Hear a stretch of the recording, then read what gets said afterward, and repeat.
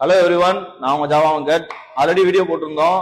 Next video போடுறதுக்கு comment செக்ஷன்ல S R நோன்னு சொல்லுங்க. அதுல எஸ்ன்னு சொல்ற பெர்சன்டேஜ் வச்சு நான் வீடியோ போடுறேன்னு சொல்லியிருந்தேன். ஒரு 160 பீப்புள்ஸ் வந்து சொல்லியிருந்தாங்க. அந்த 160 பேத்துக்காண்டி ஃபர்ஸ்ட் வீடியோ பண்றேன். என்னோட ஃபர்ஸ்ட் பைக்கு என்னோட ஆர்எக்ஸ். இதுக்கு வந்து ஸ்பெஷலா ஒரு மேட்டர் இருக்கு. Number TN596337. இந்த சீரியலை வச்சு நீங்க இது எந்த ஏர்னு சொல்லிட்டு கண்டுபிடிச்சுக்கோங்க. அது போக நான் 2007ல பை பண்ணது. இன்னைக்கு வரைக்கும் 17 இயர்ஸ் ஆயிடுச்சு. 17 இயர்ஸ் நம்மகிட்ட இருக்கு. இவனுக்கு வந்து அப்போ வந்து எவ்வளவு பிரைஸ் இருந்திருக்கும், நான் செகண்ட்ஸ் தான் பை பண்ணேன், எவ்வளவு பிரைஸ் இருந்திருக்கும் சொல்லிட்டு கமெண்ட் செக்ஷன்ல சொல்லுங்க.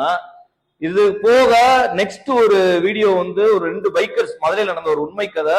அதுல வந்து ஒருத்தர் விண்டேஜ்ல ஒருத்தர் வந்து ஸ்போர்ட்ஸ் பைக்ல அவங்க 2 பேத்துக்கும் என்ன ஆச்சு, இப்போ அவங்க எப்படி இருக்காங்க, அவங்க தான் என்னோட இன்ஸ்பயர். அவங்கள பத்தி நான் நெக்ஸ்ட் வீடியோல சொல்லலான் இருக்கேன். எனக்கு பழைய வீடியோக்கு சப்போர்ட் பண்ண மாதிரி இந்த வீடியோ சப்போர்ட் பண்ணீங்கன்னா நெக்ஸ்ட் வீடியோ வந்து கிளப்புறோம். Stay tune Java Venkat. Hello everyone, நான் உங்கள் ஜாவா வெங்கட். லாஸ்ட் வீடியோவோட கண்டினியூ தான் இப்ப நம்ம பார்க்க போறோம். அதுக்கு முன்னாடி ஒன்று சொல்லிக்கிறேன். இன்ஸ்டா ரீல்ஸ்ல 1.30 செகண்ட்ஸ்க்கு மேல வீடியோ போட முடியாது அப்படின்றனால நம்மளால பெரிய வீடியோ பண்ண முடியல. அதனாலதான் ஷார்ட் வீடியோ பண்றேன். அதனால யாரும் எதுவும் தப்பா நினைச்சுக்காதீங்க.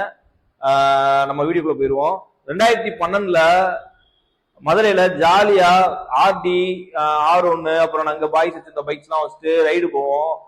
சண்டே ஆனா மீட் பண்ணுவோம். ஒரு மாதிரி நல்லா ஜாலியா போயிட்டு இருந்துச்சு.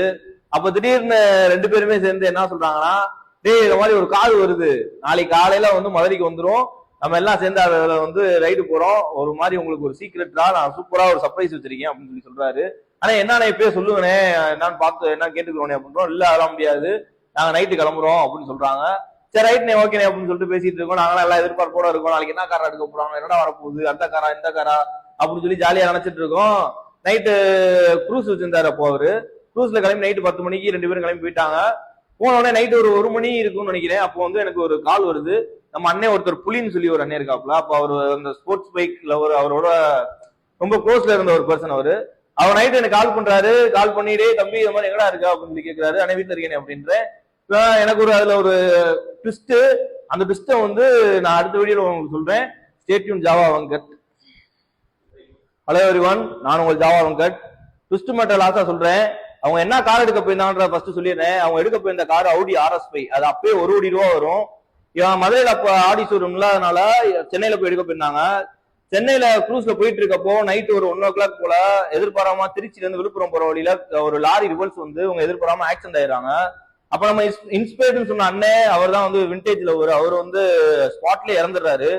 இவர் ஸ்போர்ட்ஸ் பைக்ல அவர் வந்து என்ன ஆயிடுறான்னா கோமா ஸ்டேஜ் போயிடாரு. 1.5 வருஷம் கோமால தான் இருந்தாரு. இப்போ வரைக்கும் கரெக்டா இருக்காரு, எல்லாம் ஓகே தான். அன்னைக்கு நைட்டு தான் எனக்கு கால் வந்துச்சு.